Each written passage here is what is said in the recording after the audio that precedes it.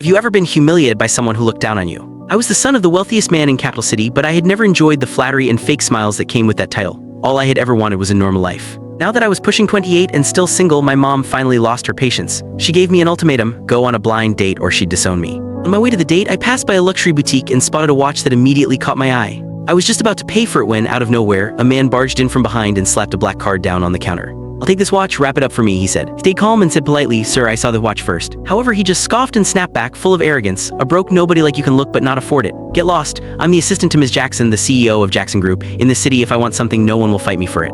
Ms. Jackson, isn't that the exact woman I was supposed to be meeting for the blind date? Without another word, I pulled out my phone and dialed her number. "Selena," I said calmly, "do you know your assistant is out here throwing your name around to bully people?" My mom had been singing Selena Jackson's praises nonstop, and I figured this was the perfect chance to see just how she handled things. If even her assistant could act so arrogantly in public and she didn't do anything about it, that would only bring trouble down the road. However, her cold, dismissive voice came through the phone. "How I manage my assistant is none of your business. You're meddling too much." Before I could say anything else, she hung up. As the saying goes, birds of a feather flock together. No wonder her assistant was so unabashed. His boss clearly enabled it. Across from me, the guy Leo Woodulf was already laughing like he'd won the lottery. "What a joke. Just look at yourself, all broke and pathetic, and you actually think you can cozy up to our CEO, Ms. Jackson." I usually kept a low profile. I dressed simply, but that didn't mean I would just let someone walk all over me. "Judging people by appearances is the dumbest thing you could do," I said calmly. "I'd suggest you watch your mouth or you're going to regret it." However, I wasn't about to waste any more words on a clown like him. I reached into my bag, pulled out a card, and handed it to the sales associate for her to ring up the watch for me. The associate looked at my card, then at Leo, clearly hesitant. She froze, not knowing what to do.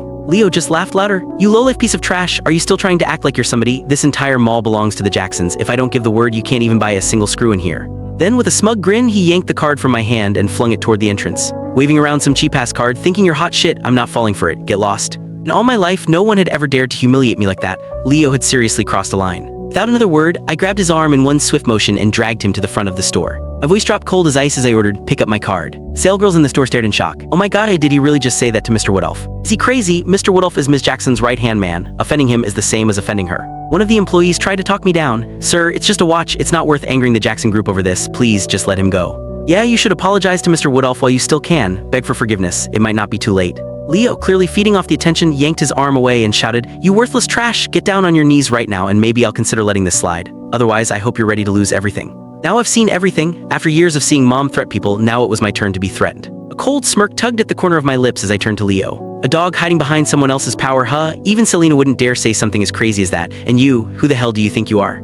"Who are you calling a dog?" he snapped. I looked around. "You hear anyone else barking around here?" You bastard!" Furious, Leo clenched his fist and threw a punch at me. I stepped back effortlessly, dodging him completely. He missed and slammed face first onto the floor. "Wow, Leo, you really committed to the role." Click the link on the homepage to watch the full follow-up for free.